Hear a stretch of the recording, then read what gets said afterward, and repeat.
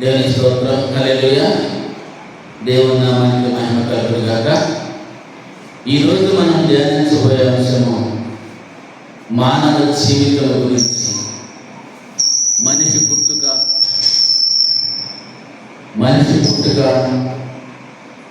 మనిషి జీవితము శైలి ఎలా ఉండబోతుంది, మన పరిస్థితి ఏంటి, మనం ఎలా జీవిస్తే ఆయన రాజ్యానికి చేరుతాము. ఇలా దేవుడు తన బిడ్డలమైన మన గురించి తన వేద గ్రంథంలో సమస్తం రాయించాడు. ఈ జీవితానికి సరిపోయే ప్రతి ఒక్క మాట కూడా దేవుడు రాయించాడు. అందుకే దేవుడు ఒక చక్కని మాట ప్రసంగి గ్రంథము 11వ అధ్యాయము 5వ వచనాన్ని ధ్యానించుకుందాం. సోలాని గర్భమందు ఎముకలు ఏ రీతిగా ఎదుగునవి నీకు తెలియదు, గాలి ఏ త్రోవన వచ్చునో నీవెరుగవు, అలాగునని సమస్తమును జరిగించు దేవుని క్రియలను నీవెరగవు. ఇక్కడ ఒక మానవ జీవితం గురించి దేవుడు చక్కగా మాట్లాడుతున్నాడు. ఏమంటున్నాడు అంటే, సోలాని గర్భమందు ఎముకలు ఏ రీతిగా ఎదుగుతున్నది నీ వెలుగుదువా. అంటే ఒక తల్లి గర్భములో పిండముగా తయారైనప్పటి నుండి ఆ బిడ్డ బయటికి రాబోయే టైం వరకు ఆ బిడ్డ ఒంట్లో ఉన్న ఆ ఎముకలు ఎలా ఎదుగుతున్నది నీకు తెలుసా అంటున్నాడు దేవుడు. ఎందుకంటే దేవుడే తన స్వహస్తాలతో మన తల్లి గర్భంలో మనలను రూపిస్తూ ఉన్నాడు.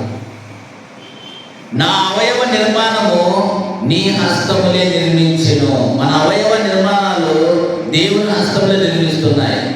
మనం అనుకుంటాం మన తల్లి గర్భంలో మనం పిండము ఎదిగేటప్పుడు మనకేం తెలియదు కదండి, మనకేం తెలియదుగా.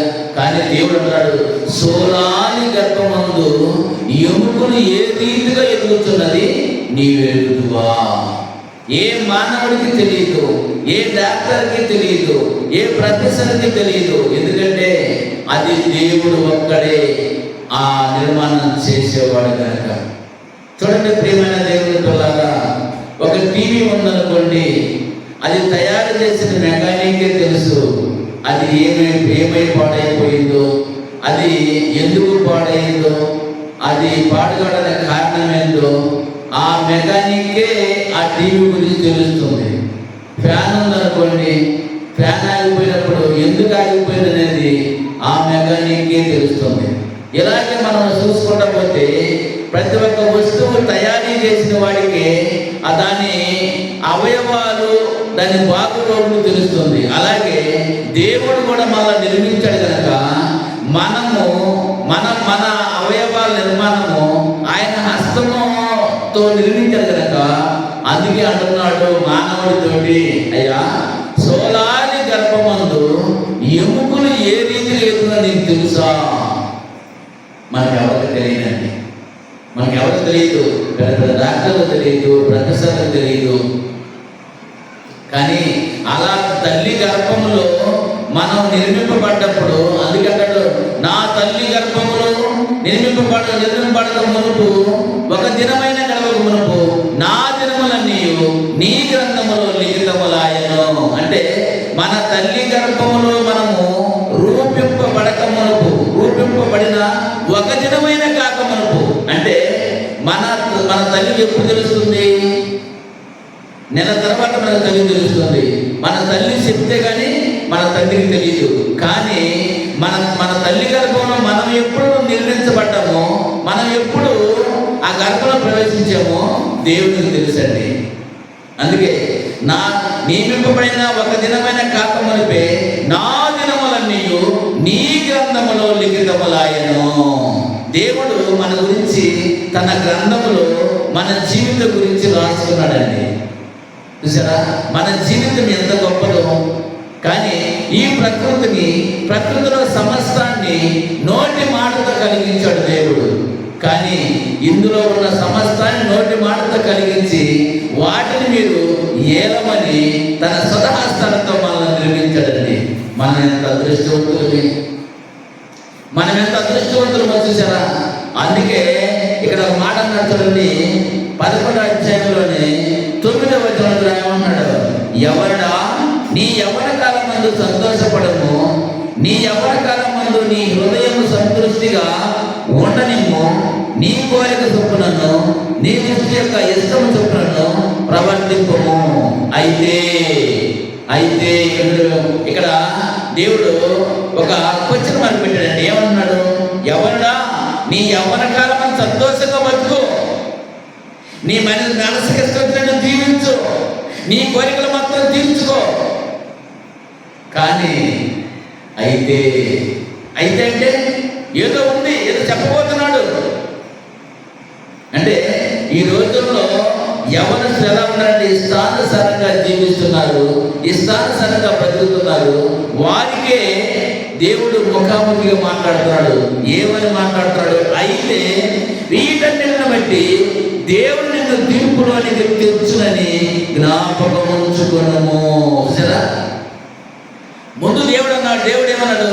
యవ్వనుడా నీ యవ్వన కాలమందు సంతోషంగా బ్రతుకు, నీకు ఇష్టం వచ్చినట్లు జీవించు, నీకు ఇష్టం వచ్చినట్లు బ్రతుకు. అయితే వీటన్నిటిని బట్టి దేవుడు నిన్ను తీర్పులోనికి తెచ్చునని జ్ఞాపకం చేసుకున్నాము. మా దేవుడు అన్నాడు, మనము జీవిత కాలంలో జీవించిన జీవితంలో అవి మంచివైనా సరే చెడ్డవైనా సరే మన క్రియలు మనము మరణించిన తర్వాత మనం ముందు వస్తాయి, మనం ముందు వెళ్తుంటాయి అన్నమాట.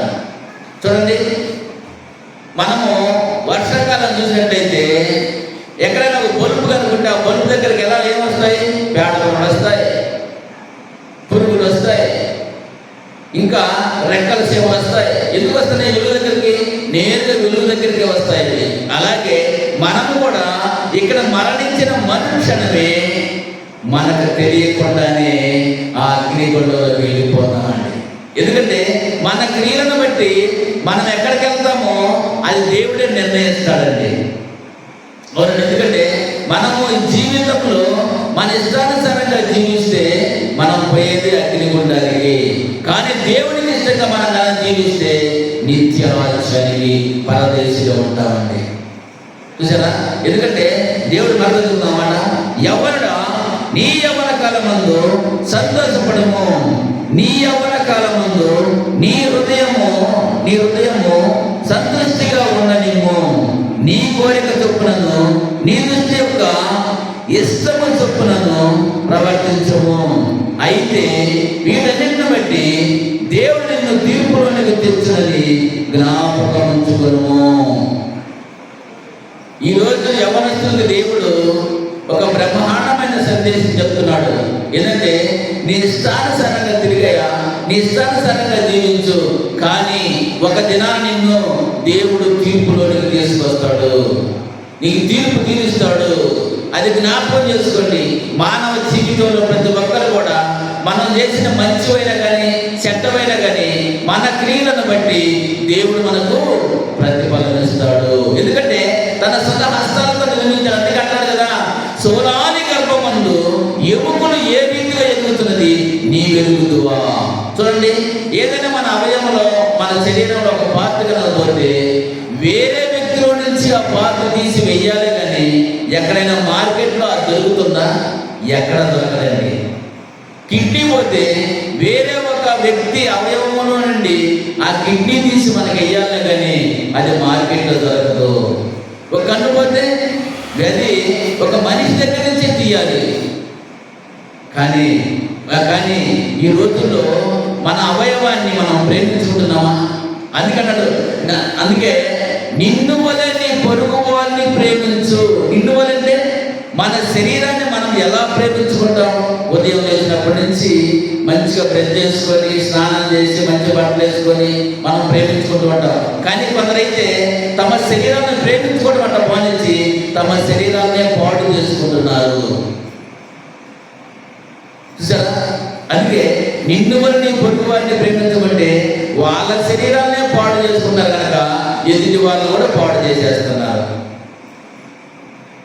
అదే మనల్ని మనం ప్రేమించుకుంటూ ఎదుటి వ్యక్తిని ప్రేమిస్తే అది దేవుడికి ఇష్టముగా ఉంటుంది. మనల్ని మనం ప్రేమించుకుంటున్నామా? కొంతమంది ఉన్నారండి, మనల్ని మనం ప్రేమించుకుంటాము, ఎదుటి వారిని కూడా ప్రేమిస్తాము. కానీ మరి కొందరు ఉన్నారు, వాళ్ళని వాళ్ళు ప్రేమించుకోరు. ఎందుకంటే వాళ్ళు రకరకాల ఆలోచనలకు, చెడు క్రియలకు బానిసయ్యి తమ శరీరాన్ని తమే నాశనం చేసుకుంటున్నారు. చూసారా? కొందరైతే తాగి తాగి తాగి తాగి తిరిగి తినకుండా చూసారా ఎలా మరణిస్తున్నారు. కొందరు వ్యభిచారానికి బానిసలయ్యి మరణిస్తున్నారు. కొందరు తాగుడు బానిసలై మరణిస్తున్నారు. కొందరు గుట్కాలకు బానిసలై మరణిస్తున్నారు. రకరకాల చెడు వ్యసనాలు కండి, రకరకాల చెడు వ్యసనాలకి. అందుకే దేవుడు తాగిన వారితో మాట అన్నాడు,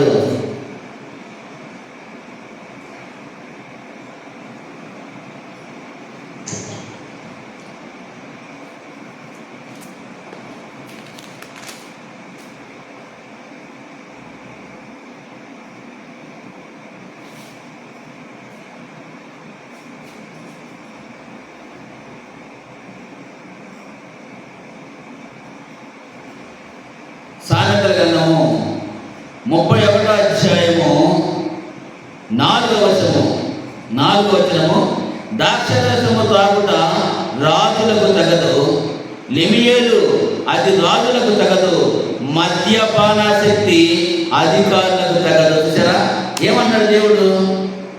మద్యపానం తాగకూడదయా అంటున్నాడు దేవుడు. కానీ మనం ఎవరైనా చెప్పి తింటున్నారా? ఎవరైనా. ఎందుకంటే వాళ్ళ శరీరాన్ని వాళ్ళే పాడు చేసుకుంటున్నారు. అన్నాడు, ద్రాక్షరసము త్రాగుట రాజులకు తగదు, లెమియేలు అది రాజులకు తగదు, మద్యపానాసక్తి అధికారులకు తగదు, త్రాగిన వారు కట్టడలను మరుతురు. చూసారా? ఎందుకంటే అవి తాగితే మన ప్రవర్తనంతా మర్చిపోతాం. ప్రవర్తన మర్చిపోయి ఎలా ఉంటుంది మన జీవితము? చెడుగా ఉంటుంది కనుక తగ్గ మద్యపానము తాగకూడదు. చూసారా? ఎందుకంటే దేవుడు తన స్వతహస్తాలతో నిర్మించిన మనలను మా దేవుడు ఎలాంటి వాడు? పరిశుద్ధుడు కనుక మనం ఎలా ఉండాలనుకుంటున్నాడు? పరిశుద్ధంగా జీవించాలి అనుకుంటున్నాడు. కానీ దేవునికి ఇష్టముగా, దేవునికి కోరిక చొప్పున మనం జీవిస్తున్నామా? జీవించట్లేదే. కానీ ఒక భక్తుడు అన్నాడు, నా తల్లి గర్భములో నిర్మింపబడక మీరు ఒక దినమైన కాకముందే నీ గ్రంథములో నా దినములన్నీ లిఖితములాయెను. చూసారా? ఎందుకంటే మనం ఎలా జీవించాలి, ఎలా బ్రతకాలని దేవుడు రాసుకుంటే మనకు మనము రాసుకుంటున్నాం. ఏమని రాసుకుంటున్నాం? నేను తాగాలి, నేను వ్యభిచరించాలి, నా ఇష్టానుసారంగా నేను జీవించాలి, నేను తొందరగా సావాలి. సరే, మనకు మనం మరణ శాసనం రాసుకుంటున్నాం. దేవునికి ఇష్టం చొప్పున జీవించి మన శరీరాన్ని మనం ప్రేమించుకొని ఎదుటి వారిని ప్రేమించి నిత్యరాజ్యానికి పోయేవారిగా లేరండి. అలా వద్దండి. ఎందుకంటే ఈ కొద్ది జీవితం ఇక్కడ 60-70 సంవత్సరాలు మనం బతికేది. కానీ ఈ లోకాన్ని విడిచిపెట్టిన తర్వాత కోటాను కోట్ల సంవత్సరాలు జీవించే జీవితం ఉంది. అదే జీవితం చాలా సంతోషకరమైన జీవితం, ఆనందమయమైన జీవితం. దేవునితో కూడా కోటాను కోట్లు ఆయన ముఖాన్ని చూస్తూ ఆనందించే జీవితం అవుతుంది. ఆ జీవితమే శాశ్వతమైన జీవితం. ఆ జీవితం మనకు కావాలని, ఆ జీవితాన్ని ఇవ్వడానికి మన కోసము మనము చనిపోవాల్సిన ప్లేస్లో యేసు ప్రభువు చనిపోయారండి. ఒక మాట చెప్తాను, బాగా అర్థం చేసుకోండి. ఒక జడ్జి గారి కుమార్తె అంట వాళ్ళ డాడీ నేను కారు తోలాలి అని చెప్పాను అంటది. అన్నప్పుడు అమ్మా నీ వయసు 15 సంవత్సరాలు, నీవు ఇప్పుడు తోలడానికి ప్రభుత్వం అంగీకరించదు, అందువల్ల నువ్వుగా ఒక 3 సంవత్సరాలు ఆగితే కానీ నీకు కారు తీసినమ్మా అంటాడు. అయితే ఇలా రోజు వాళ్ళ డాడీని మొరపెడుతూ ఉన్నది, నాన్న కారు తీసివని తోలాలి కారు అని చెప్పని. కానీ ఇవ్వకపోతే ఒకరోజు వాళ్ళ డాడీ లోపల కూర్చొని పైకి చూసుకుంటూ ఉంటాడు. అప్పుడు ఆ కారు తీసుకొని ఆమె ఆ కారు తీసుకొని వెళ్తూ ఉంటుంది. అప్పుడు ఆ పోలీసులు ఫోన్ చేస్తాడు. ఎవరు? ఈ జడ్జి గారు. ఏమని? అయ్యా, ఆ కారుకి బ్రేకులు ఫెయిల్ అయ్యి ఆ కారు బయట పెట్టి ఉంచాను, నా కుమార్తె చేసుకుని పోయింది, నా కుమార్తెకి ఏం కాకుండా, ఎదురొచ్చే వాళ్ళకి ఏం కాకుండా ముందు వాళ్ళని కాపాడండి అని చెప్పని పోలీసులు ఫోన్ చేస్తారండి. అప్పుడు ఈ పోలీసులు ఆమె కొట్టుకుంటూ ఆమె ఎనికెట్ వెళ్తుంటే అప్పుడు ఆమె ఏమనుకుంటు తెలుసా? మా నాన్న ఎంత దుర్మార్గుడు, మా నాన్న ఎంత చెడ్డవాడు, నేను కాలేసుకుని వెళ్తుంటే నా వెనకెట్కి పోలీసులు పంపించాడు అనుకుంటుంది. కొంత దూరం పోయిన తర్వాత అన్ఎక్స్పెక్టెడ్గా ఒక లారీ ఎదురు వచ్చినప్పుడు ఆమె బ్రేక్ మీద కాలేస్తే అవి బ్రేకులు పడవండి. పడక ఎదురు ఉన్న ఒక చెట్టును కొడుతుంది, కూరగాయల బండి వాళ్ళు కొడుతుంది, ఆగిపోతుంది. అప్పుడు ఆ పోలీసులు వెళ్ళి ఆమెని తీసుకొని వస్తారు. అప్పుడు కార్ని చెట్టులో చేరుస్తారు. అయితే ఆ పోలీసులు కేసు ఫైల్ చేసి ఆమెని కోర్టుకు ఆధారపరుస్తారు. అప్పుడు అనేక మంది కూడా ఏమనుకుంటున్నారు, జడ్జి కూతురే కదా, న్యాయం ఎలా చెప్తాడు అని చెప్పని అనేక మంది ఎదురు చూస్తూ ఉంటారు.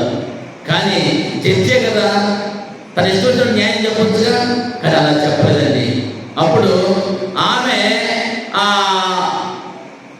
మైనర్ కనుక మైనర్ అయ్యి కారు తోలినందుకు 500 రూపాయలు జరిమానా, కూరగాయల బండి వాడిని కొట్టినందుకు 5,000 జరిమానా, కారు పాడినందుకు 50,000 జరిమానా.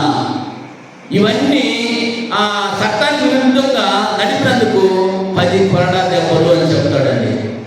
చెప్పినప్పుడు ప్రతి ఒక్కరు అనుకుంటారు, జడ్జి గారి కూతురే కదా, ఇంత కఠినంగా శిక్ష చేయలేదు, ఆడపిల్ల కదా, కనికరించవచ్చు కదా అని చెప్పి అనుకుంటారండి. అదే కనుక శిక్ష అయిపోతే ఏమనుకుంటారు, జడ్జి గారి కూతురు కాబట్టి ఏ శిక్ష వేయలేదు అని ఇలా అనుకుంటారు. శిక్ష వేస్తేనేమో ఈయన కనికరం లేనివాడు, కూతురని కూడా చూడకుండా ఆయన శిక్ష వేసాడు అని చెప్పి అనుకుంటున్నారండి. అయితే ఆ కూతురు అనుకుంటుంది, మా నాన్న ఎంత దుర్మార్గుడు, కన్న కూతురని కూడా చూడకుండా నాకు ఎంత శిక్ష విధిస్తాడా అని చెప్పని ఆమె అనుకుంటూ ఆమెను కొడాలతో కొట్టడానికి ఒక రూములో తీసుకెళ్తారండి.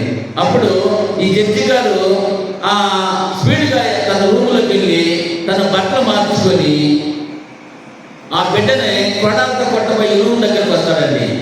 ఆ దళారి ఆ కొడాలతో కొట్టేవాడు ఏమంటారు, తలారి అంటారు.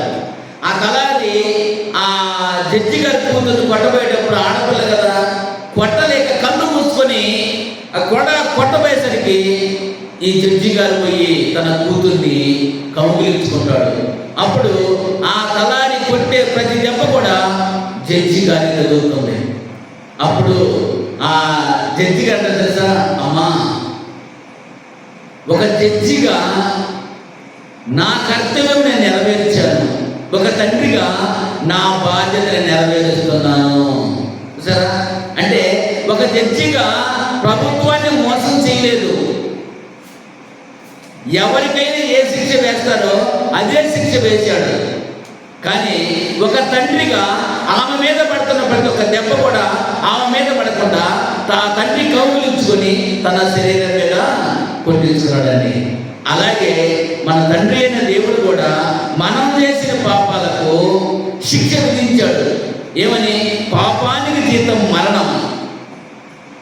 మనం మరణిస్తే తిరిగి లేవమని తెలిసి తన కుమారుడైన యేసు ప్రభువాన్ని ఈ భూమి మీదకు పంపించాడు. ఎందుకు పంపించాడు? మన స్థానంలో ఆయన చనిపోయి ఆయన తిరిగి లేచి మనకు ప్రాణభిక్ష పెట్టాడండి. చూసారా, యేసు ప్రభు ఎంత త్యాగశీలి, దేవుడు ఎంత ప్రేమమయుడు. మనం రక్షించుకోవడానికి తన సొంత కుమారుణ్ణి శిలువలో బలిగా అర్పించాడండి. మన మీద ఎంత ప్రేమ ఉందో చూసారా? ఎంత ప్రేమ దేవుడికి మన మీద ఉంటే మనం దేవుడికి ఇష్టంగా ఉన్నామా? ఆ తండ్రి ప్రేమ మనం తెలుసుకుంటున్నామా? ఆ తండ్రికి ఇష్టంగా జీవించి ఈ లోకాన్ని విడిచిపెట్టిన తర్వాత ఆయన రాజ్యంలో ప్రవేశించాలన్న కోరిక మనలో ఉందా? ఆలోచించండి ప్రియమైన దేవుని పిల్లలారా. మనం ఎక్కడికైనా వెళ్ళాలంటే అక్కడికి ఆ ప్రయాణానికి తగ్గ ఏర్పాటు మొత్తము సరి చేసుకుంటామండి. కానీ ఈ లోకాన్ని విడిచిపెట్టే ప్రయాణం ఒకటి ఉంది. ఎన్ని సంవత్సరాలు జీవించిన రోజు ఈ లోకాన్ని విడిచిపెట్టాలి. అలా విడిచిపెట్టే ప్రయాణానికి మనం ఏమైనా సిద్ధపడుతున్నామా? మనం సిద్ధపడలేదండి. సిద్ధపడకపోతే మనం ఎక్కడికి వెళ్తాం?